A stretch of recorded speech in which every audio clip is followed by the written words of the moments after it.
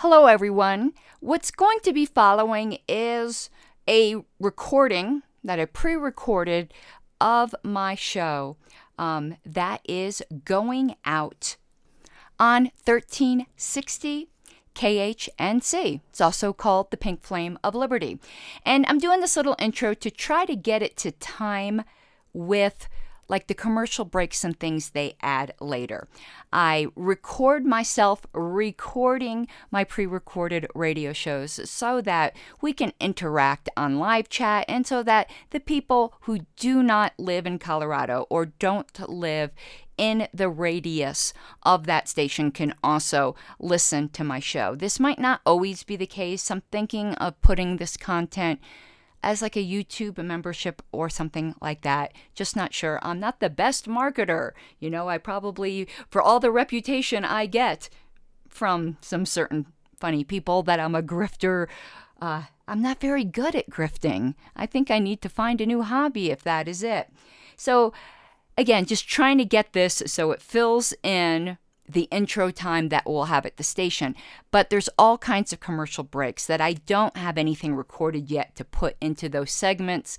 So it ends up that if someone's also watching on YouTube and listening, the two don't time up perfectly. And I'm going to work on that because I would like to have it time up pretty close so that people can interact in the live chat. Of course, when I'm recording live, that's not a problem.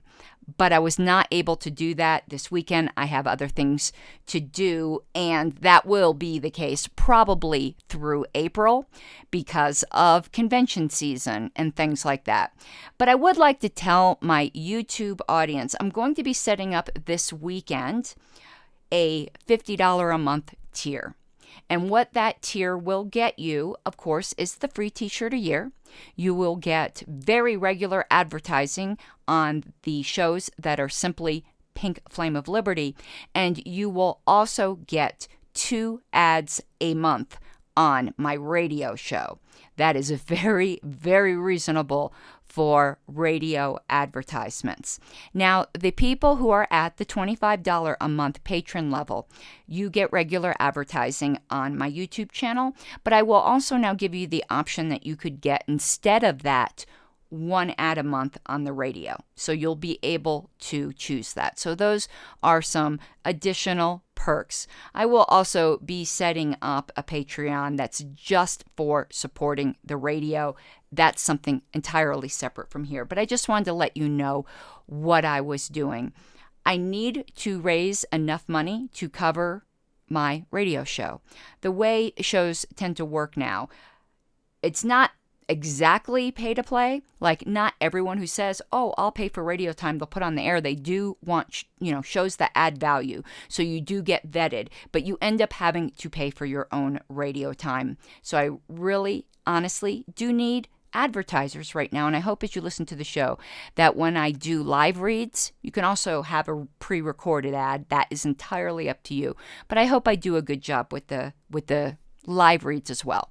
Without further ado, let's go on to the show. There are just 2 totally non-controversial topics today. Well, hello everyone, and welcome again to the Pink Flame of Liberty. I am once again Karen Ann Harlos of the House Anarchy, first of her name, mother of parrots, purveyor of liberty, and herder of bureaucratic butts. I am so glad to be with you all today. And I hate to disappoint you, truly I do. But today I am bringing to you the most uncontroversial of all topics, one that everyone actually agrees upon and puts insomniacs to sleep. And of course I am talking about, drumroll please, abortion. Lest you say, she must be out of her ever-loving mind, which is true for other things, but not for this one.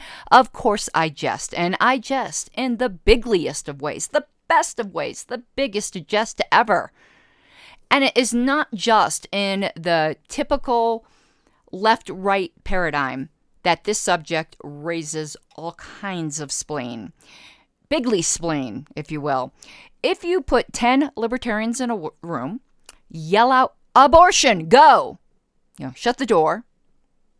Go away for a while, have some lunch, watch some TV. You open the room an hour later, and it is a fair bet that all that will be left is strewn entrails. The gore. Oh my goodness, the gore. And I am only slightly exaggerating, though I am prone, if you ask anyone, I am prone to hyperbole, drama queening, if you will.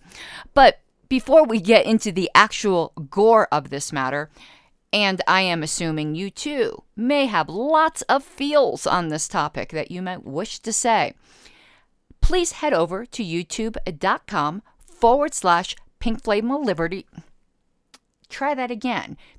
youtube.com/Pink Flame of Liberty for the live chat to interact with other listeners. I'll be able to interact with you in chat. But as this show is not being recorded live this week, I won't be able to answer you on the air, though I may answer particularly juicy, provocative, or otherwise spectacularly, poisonous? Was that the comment from last week from Mr. Lowry? You know what I'm saying. Some particularly interesting comments I might answer next week on the air.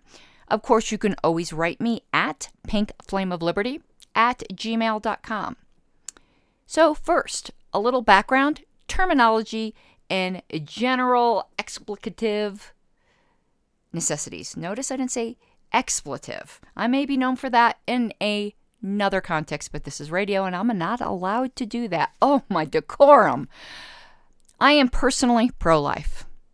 Now, I hesitate as a libertarian to use that term because it does not mean the same thing that it does to most of the country.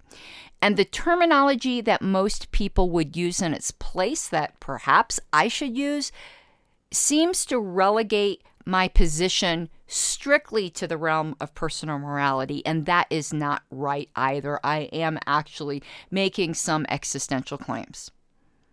It is in the libertarian Netherlands that the majority of political discourse seems to ignore. And to be very clear, I think abortion is the taking of a life of a rights-bearing human being. The personhood discussion is, again, using terms from last week, spectacularly and poisonously stupid from the moment of conception. And some people might ask, why the moment of conception? There's some of you who might agree with me, except for that. You might think, this falls into place at some other point, such as when the fetus has a heartbeat, brain waves, the ability to feel pain, or whatever other line you might draw. Now, the reason I believe this way is that the human being, like when we talk about human rights, the thing that possesses these rights is me. It's you. And there is an unbroken line of progression from who we are right now back to the conception event. And it is the only unbroken line. And that line is broken only just before the conception event. So then, if that is you in an unbroken line, and that is me, I said you, and I pointed at myself, but you get what I'm saying. If that is you, if that is me, even when we are only a couple of cells, that, if left alone, will inevitably lead to the being that we are today, then it seems to me that waiting until we can actually demonstrate some ability, that is essentially defining human worth based upon ability. And that has devastating implications for those who are less than perfectly functioning. And we've seen this with the wanton destruction of fetuses with Down syndrome and other non-lethal abnormalities. And I just can't do that. I do not believe that the possession of human rights depends on abilities. Now, we may not yet be able to exercise our rights at all points in human development. And for some people, they're never in the full custodianship of their own rights. I had a mentally disabled aunt. She's now since passed away. But she was never in full custodianship of her own rights because she just never reached that level of competence. But all such persons inherently possess those rights, regardless of their ability. Now, so far, many conservatives will be nodding along. and do an amen, sister, preach it, until I say this. I don't believe abortion is always murder. And some might even agree with me and say, of course not.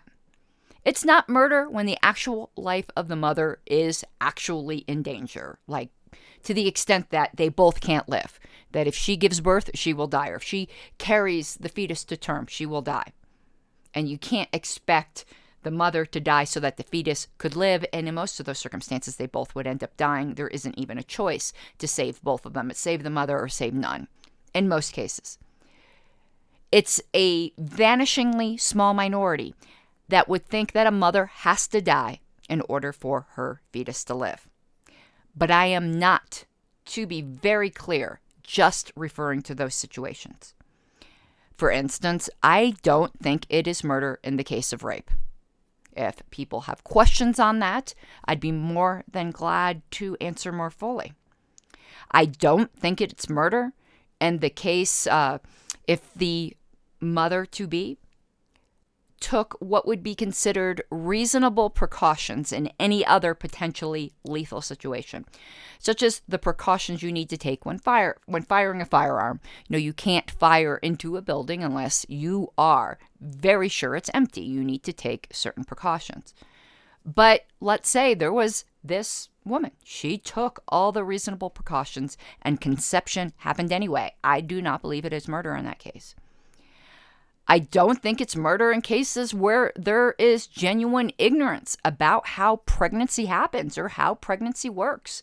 And unfortunately, that ignorance does still exist today. However, in all of those cases, except in cases where the mother would have to die or be grievously injured in order for her fetus to live, I still do believe it is an immoral taking of a human life, even though it is not murder. So, how do I square that circle? I will eventually tie this all together, hopefully in a neat little bow. You may not agree, but on this subject, sometimes, and unlike many subjects, I think we are doing great if we can at least understand each other and properly represent each other's positions. And I find this happens so rarely in this subject. But before we continue, I'd like to stop for a brief moment of shameless capitalism. Yay, capitalism. And I ask you, if you are in Douglas, Elbert, Arapahoe, Broomfield, Denver, Douglas, and Adams County, and in our need of a real estate agent who provides service par excellence, did I say excellence, that you consider giving my husband, Wayne Harlos of the Harlos Real Estate Team a call at 303-229-3435, or you can write him at wayne@harlosrealestateteam.com. And even if you are not quite ready, he will be more than happy to help you out. I've seen him do that so many times. Likewise, when somebody is actually in the process of a real estate transaction, I've seen the time and dedication he gives to each of his clients, representing both buyers and sellers. Again, his contact information is 303-229-3435 or wayne@harlosrealestateteam.com. So now, back to definitions. In saying that I am pro-life, I also differ from conservatives who use that label, and that I do not believe that government should be involved in this matter at all. And some of you may say, well, bless your little anarchist heart. Of course you don't believe the government should be involved. You're an anarchist. You don't believe there should even be a government at all. And while that is true, and it makes me smile, to quibble, libertarian anarchists do not have an issue with the government. It is the state that they oppose. A belief in no rulers does not equal a belief in no rules. For instance, in an anarchist utopia, theft, murder, fraud, and a number of other aggressions would be prohibited and punished. It is the enforcement of rules that is the issue, not rules itself. So let me be clear for the reasons I will state. I do not believe a statist government or an anarchist rules enforcement agency should ever be involved in this matter. I have come to agree with the National Party's plank on the National Libertarian Party's plank on abortion, which states, recognizing that abortion is a sensitive issue and that people can hold good faith views on all sides, we believe that government should be kept out of the matter, leaving the question to each person for their conscientious consideration. I didn't always agree with this plank. In fact, many people who find themselves in the Republican Party, but are not at all Republicans, but actually libertarians, find this one plank to be the sticking point that keeps them from joining the party. I'll say to you, if you agree 90% with the platform, the other sticking point often is immigration, and I'd never lie to you, we are open borders, but there is also a lot of nuance there, and you find yourselves abandoned by the Republican Party, don't let this one plank keep you away. All right, we shall continue on this after this station break. I remind everyone that this is being streamed on my YouTube channel at youtube.com/Pink Flame of Liberty, and you can interact with other viewers there. I can't answer your questions and comments live in the air as this is not pre-recorded for me, but I may choose some to address next week. I will also be in the live chat to interact with you, and of course you can always write me at pinkflameofliberty@gmail.com. Also, if you are interested in advertising on this program, I would greatly appreciate it. The rates are very reasonable, and I don't think you can doubt my passion. Doubting my sanity is, in fact, another thing. I would also like to take this opportunity to ask you to practice the libertarian principle of voluntary support. And in addition to kindly patronizing the businesses that do advertise here, if you get something meaningfully out of this program and my YouTube channel, please consider becoming a patron by pledging a monthly gift. There is bonus content and access to me for patrons, as well as advertising at some levels on my almost daily YouTube show. You can support me by signing up at, I'm going to give you the whole address so it doesn't mess things up, which is the https://www.patreon.com/Pink Flame of Liberty. Patreon, if you don't know, is a crowdfunding site to support independent content creators in their work so that you can break free from the big media, crappy, cronyist, corporate junk. You know, how else can I put it? I would appreciate your support more than you know. Again, to contact me, it is pinkflameofliberty@gmail.com. And to become a monthly pledger, it is patreon.com, patreon.com/Pink Flame of Liberty, so that I can, well, keep bringing my milkshake to the yard.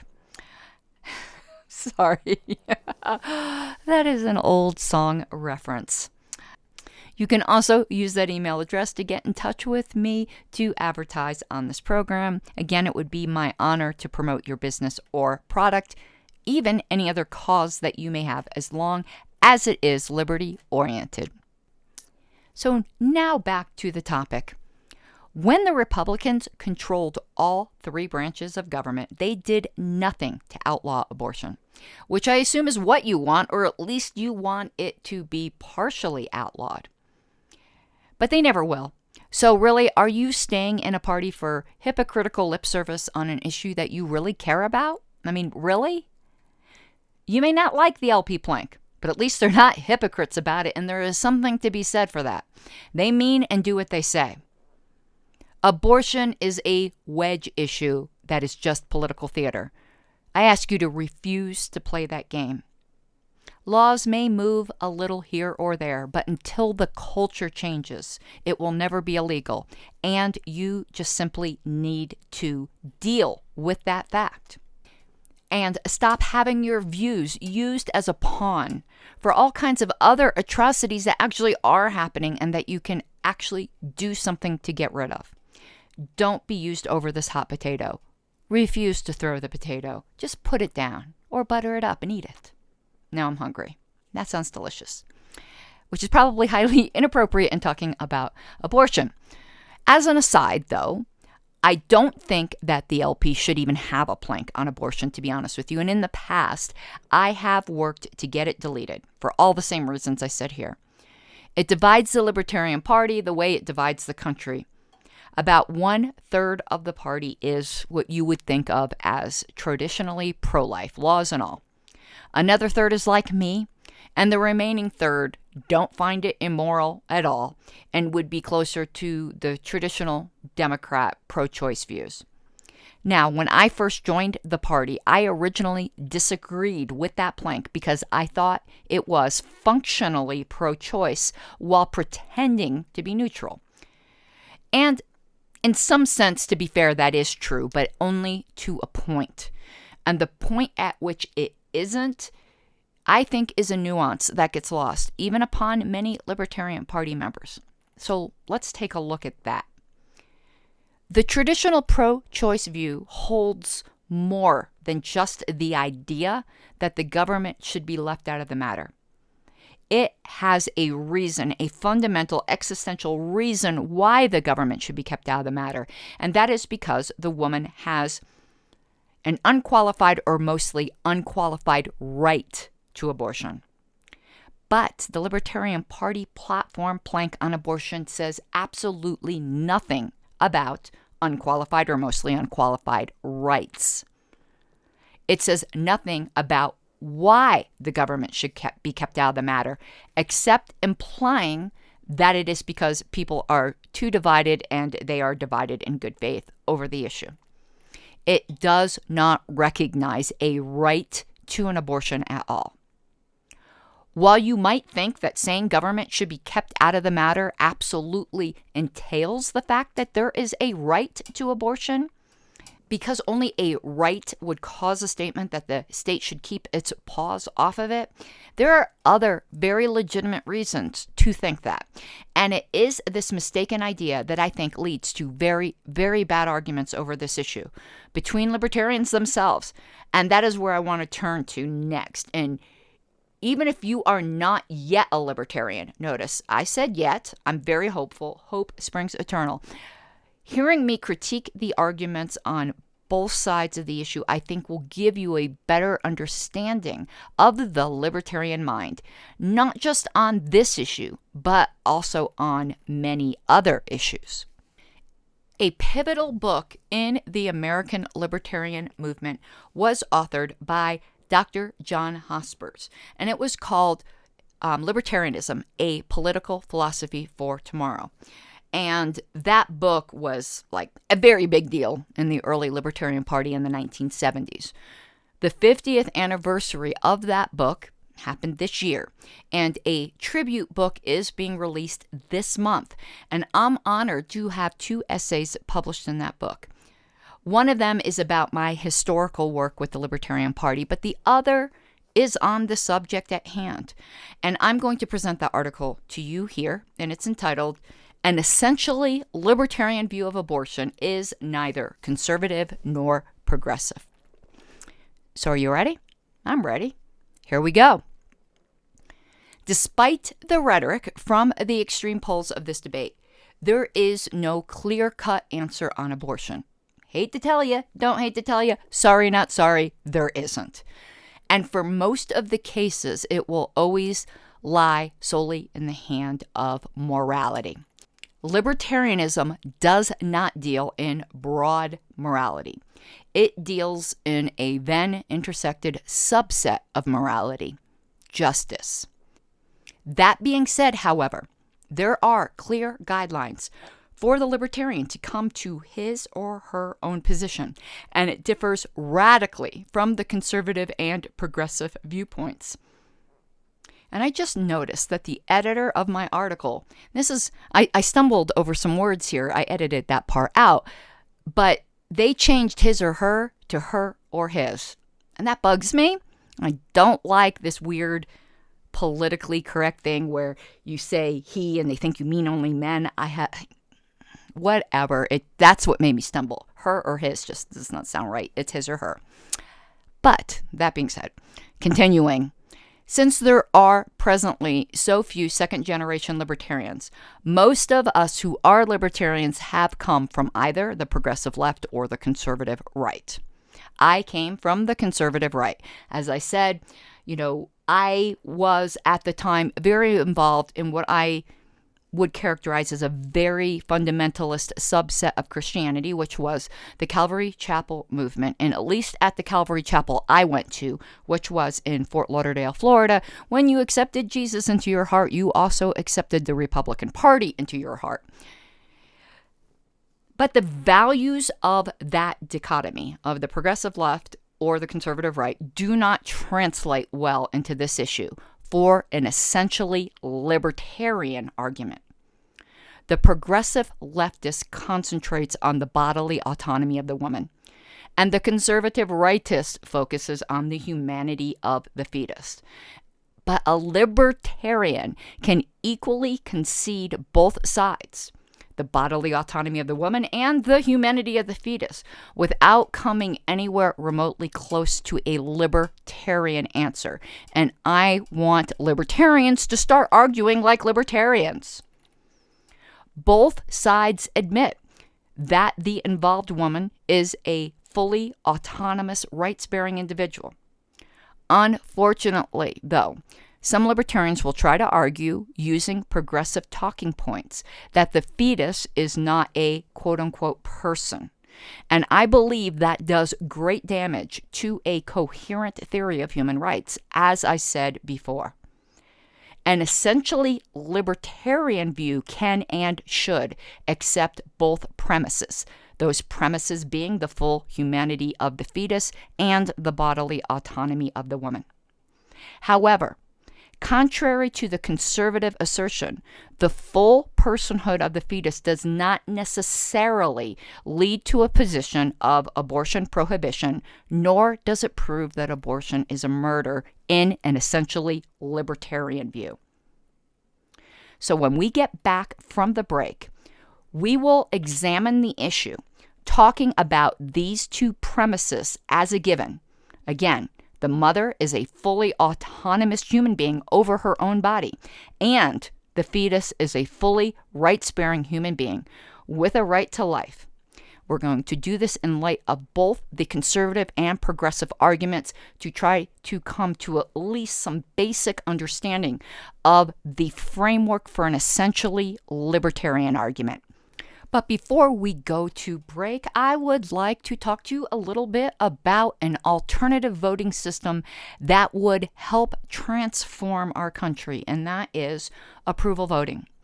Approval voting moves us beyond two-party thinking. It leads to fewer spoilers. Voters can vote for both a candidate that they really like, who has no chance of winning, and also a more popular candidate who does have a chance of winning. It will lead to more civility. When a group of friends want to stay friends and are trying to decide on something, like a restaurant or movie, they often use a show of hands. And what is that? That is approval voting. It will also lead to less polarization. The voter is not forced to focus on only two candidates. It will move us beyond two-party thinking. And I thank Frank Atwood so much for his activism in this regard and for becoming a sponsor of the show. I appreciate it, Frank, more than you can know. All right, I will see you again after this station break. All right, welcome back. I remind you again that you can interact with me on the live stream at my YouTube channel at youtube.com/Pink Flame of Liberty. You can always write me as well with your questions, comments, and requests for advertising opportunities at my email address of pinkflameofliberty@gmail.com. That will help keep me on the air, and I would appreciate it. It's nice to be appreciated by some lady with pink hair. So go for it. All right, let's continue on our subject. And we will start with what I would call being against a libertarian position using progressive talking points, which happens, unfortunately, very often. Such a libertarian will argue that the fetus is akin to a parasite and that no person can be forced to sustain the life of another person. While this is in fact generally true, not the parasite part, that's disgusting, but the fact that a person cannot be forced to sustain the life of another, it's not in fact absolutely true. In what other situations might someone be forced to provide support for the life of another person? How about when that person is the cause of placing another person in a dependent position without their consent? The whole field of tort law rests on such a premise. If someone negligently harms another, that victim is entitled to damages. This is so essential to a libertarian view of justice that it cannot be denied without destroying libertarianism itself. The article that opened my eyes to this fact, and the title of the article just is horrifying that should it even ever be stated, is called Against Egoistic Libertarian Baby Starving. I suggest that every libertarian Google that and go and read the article. But I also want to argue against a libertarian position using conservative talking points. A libertarian relying upon typically conservative points will cry, but it's an innocent life. You cannot take an innocent life or it's murder. But is that precisely true? Well, how about this? If a gunman is trying to unjustly murder you and takes a human shield in the process, and the only way you can live is to fire back, possibly killing the human shield, are you required to meekly die for that person? You didn't place that third party in that position. Their death is caused by the gunman, no matter who fires the fatal bullet. The thought experiment of the famous violinist that is used in the abortion debate is also very apropos here. It, in short, postulates this example, this thought experience, or thought experiment, actually. One day you find yourself hooked up to a famous violinist who is completely innocent of any aggression against you, nor you against him. And he needs a constant blood transfusion from you in order to live due to a temporary but fatal disorder. It will only take 9 months. Neither you nor the violinist asked for this to be done, but here you both are. And if you disconnect him, he will die. Are you obligated in a libertarian theory of justice to sustain his life? No, you are not.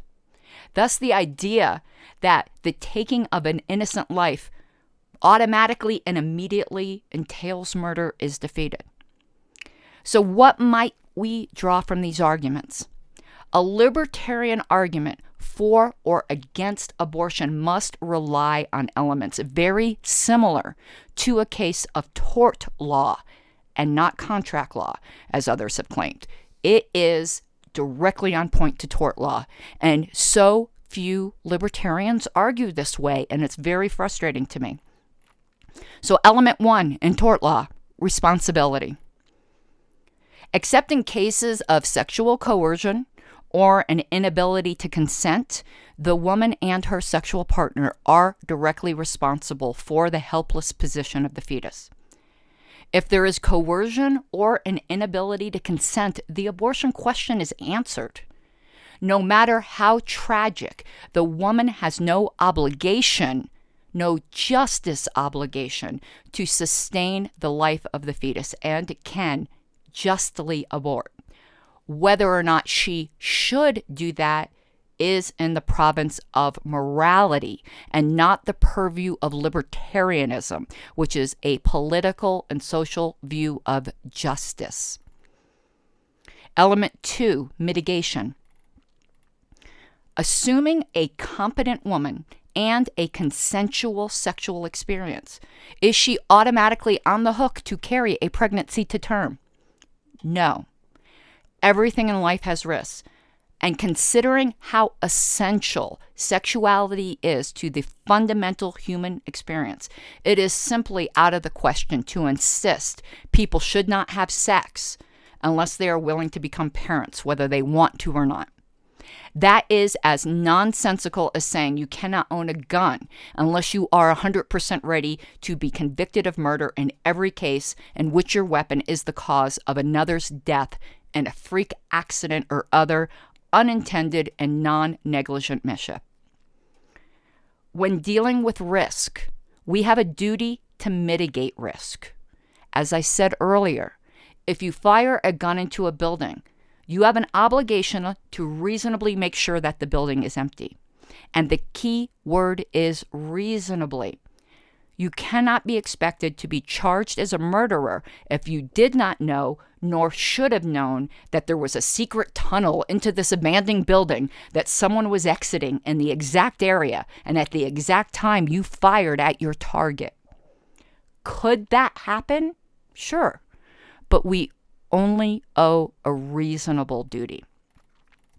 So what about a woman who faithfully takes reliable birth control, pursuant to the instructions for it, so that it typically has an over 99% effective rate, but she gets pregnant anyway? Is she culpable? She did everything she could to reasonably prevent pregnancy, and it happened anyway, against her express wishes and against her bodily autonomy. I would be hard-pressed to make a libertarian case that she should be forced to carry to term lest she be considered a murderer under a theory of justice. Now, very few cases are that clear-cut.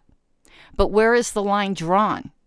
That is where the difficult work of libertarian jurisprudence is done, and it is very, very situation-dependent. The extent of the alienability of bodily freedom is also entailed. Most libertarians acknowledge that specific performance is not a valid remedy for negligence, nor is it in the related area of contract law. So this gets to the question, should we even go there? Should we even be having to examine all of these in the cases of a woman who wants to abort? And as I said, I laid my cards on the table. I believe abortion is an evil, except in cases of sexual coercion or incompetence. And even in those cases, as I said before, unless the life of the mother is in danger, I believe that the moral thing, the right thing to do, is to choose life. But that is not required by strict libertarian justice. However, in all of those cases, I do not believe or trust that the government is in any position to make these determinations. And that would include even an anarchist, some kind of anarchist, legal rights protection agency. The intrusion into the most private details of life and sexuality would cause rights violations on such a large scale that the cure would be worse than the disease, and would necessitate that each miscarriage be a potential murder investigation. And I cannot imagine putting people through that. I wouldn't want to live in that world. And honestly, I worry for you if you would want to live in that world. Unfortunately, life is not always fair. Not every wrong has a right. And justice cannot victimize the people who have done nothing wrong for the sake of innocent others, just because there could be people who have done wrong.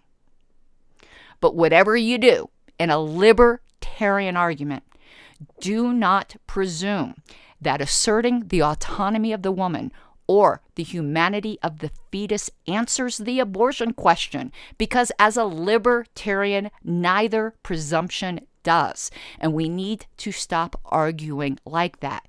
It is shallow. It is vapid. Let's get into the actual deeper questions here. But in any event, even getting into those questions, I at least agree with you that the government is in no place to make these determinations. Look how much they screw up everything else. So I hope you found that at least thought-provoking, and I really, really would love to hear your comments. So now I would like to move on to another topic. and we probably will not be able to delve into it into too much depth. There's actually a couple things that I would like to get into, but let's see how much time we have. So that topic is, what should now a libertarian view be on? And this is just totally different from abortion. Texas Governor Greg Abbott's banning private business from requiring vaccine mandates. I'm probably going to get into this a lot more, interacting with another libertarian commenter that I respect so much, and that is Dave Smith. He does a podcast that's also on YouTube called Part of the Problem, and I cannot recommend it highly enough. Please go subscribe, do all the things. I listen to it regularly. Another one that I would highly, highly recommend to you is Tom Woods. Go to those. Those are both podcasts and YouTube channels if you prefer to consume your content there, and support them. Now, our instinct as conservatives or libertarians, I think when we heard that Greg Abbott banned private businesses from requiring vaccine mandates, was to cheer. That was my first instinct. But looking at this in sterile isolation, without all the complications of the world, which we will get into, look into it that way, just in a strict libertarian view, how is this objectively better from its opposite? And this is where I do disagree with Dave Smith's recent commentary on this. And I respectfully disagree with him. How is this better in a libertarian context from having vaccine mandates when they have more than 100 employees, as President Joe Biden has done? All right, everyone, we will continue with this after this station break. Welcome back, everyone, and I'll just quickly remind you of my email address of pinkflameofliberty@gmail.com, and you can also interact and chat with me live on these topics right now at youtube.com/pinkflameofliberty.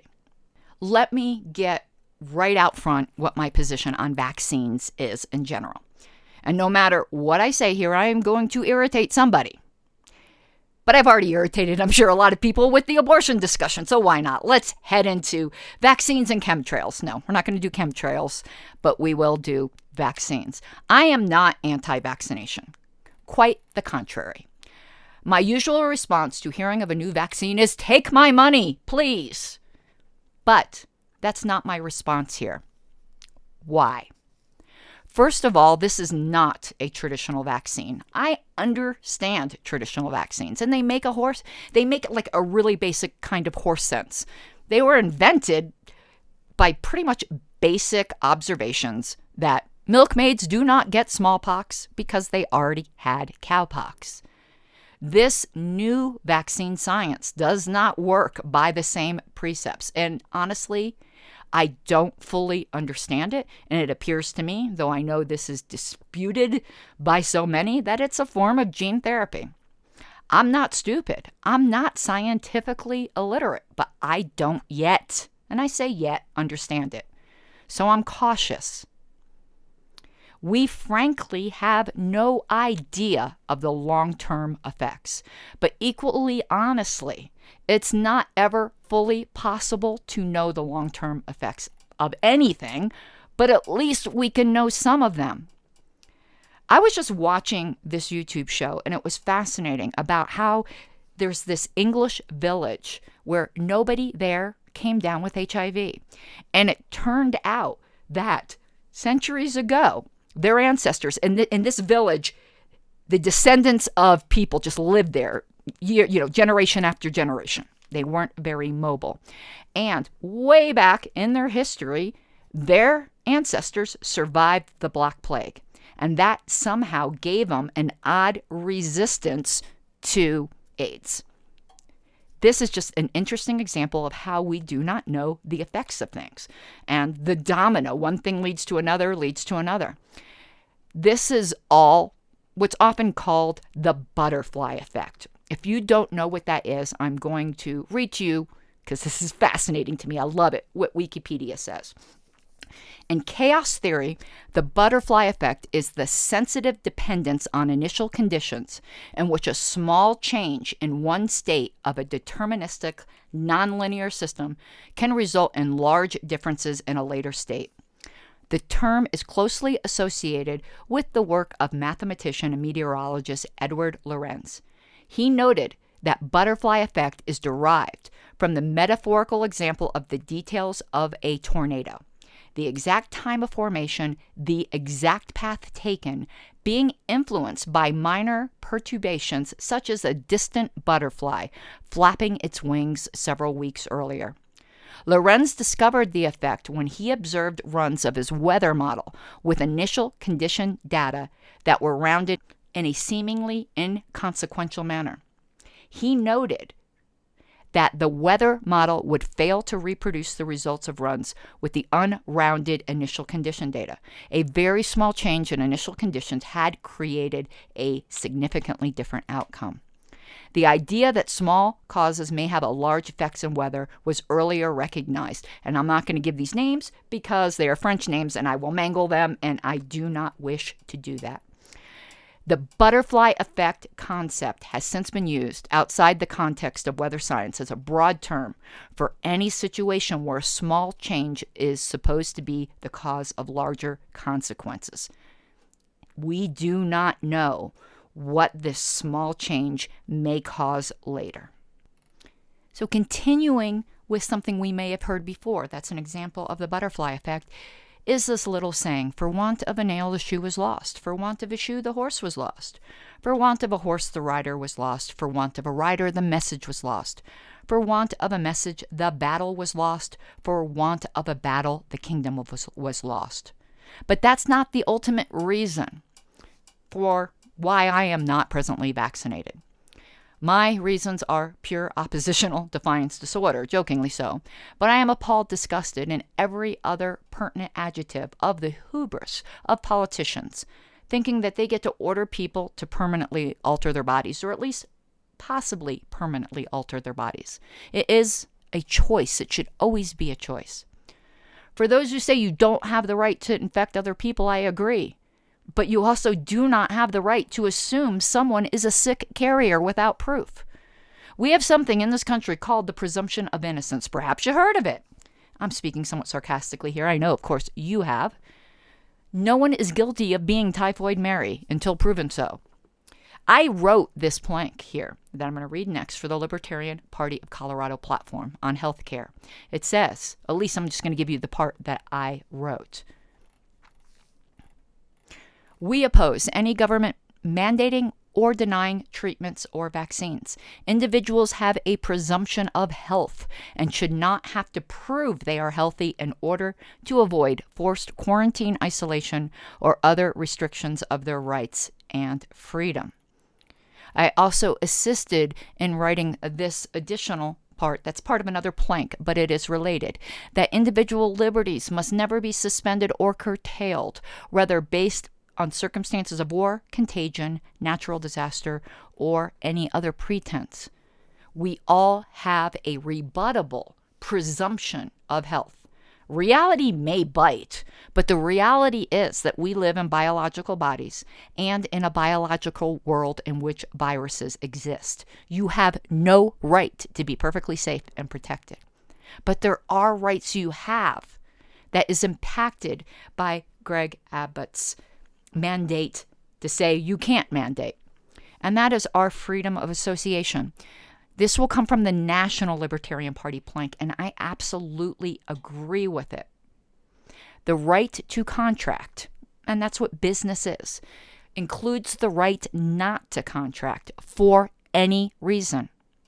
Individuals and business owners retain their rights and privileges to set their own standards of association in terms of voluntary interaction. Other individuals and business owners are free to respond with ostracism, boycotts, and other free market solutions. These are basic human rights. To force people to associate on grounds that they do not wish to is slavery. And that also includes, that right also extends to people who don't wish to associate with unvaccinated people. I know the whole government is mandating things, so we have to question whether or not that was a free choice. But we do have to consider this right. Now, I'm perfectly fine with any governor saying you do not need to obey Joe Biden's fascist mandate. But I have a big libertarian problem with saying that you can't make it a requirement if you choose to. Though I guess, here we do have to question whether there is some kind of fear that you will be prosecuted by the federal government. And we do need to consider whether the state, and when I say the state, this time I mean like the individual states, Florida, Georgia, Texas, whatever, I'm just naming states, would in fact protect you from government prosecution. But I absolutely do think that it is not libertarian to say that it's okay to say you can't mandate that. This right, this freedom of association right, includes placing what others may think are grossly onerous requirements on people in order to associate with them.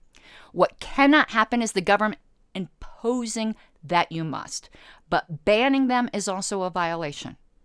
They don't have to be morally equal, which is the claim I hear. The fact that one is more wrong than the other is equally irrelevant. You don't get to horse trade other people's rights or weigh them because you're making a value calculation that you do not have the knowledge nor the right to make. The correct vehicle to make this value calculation is the free market, but both mandating and banning stop that natural process from happening. I realize this isn't an easy issue, but we're dealing with differing power levels, state versus federal, and one is a reaction to the other. But what Greg Abbott doing, I believe, is only worsening the situation and legitimizing rights violations. And libertarians are not serving the ultimate cause of liberty and supporting one because saying it ultimately, in their view, serves more liberty. I do believe in baby steps, but baby steps must only be in the right direction and cannot initiate fresh aggression. I realize that's not always possible, but we need to at least try to find every way possible, or at least be very clear in explaining the libertarian position on this issue and the rights that people have, even to do things that we may find repulsive, such as requiring that customers and employees be vaccinated. Preserving human rights by violating human rights just will not do. That reminds me of George Bush when he said something to the extent of, I'm going to violate the free market or destroy the free market to save the free market.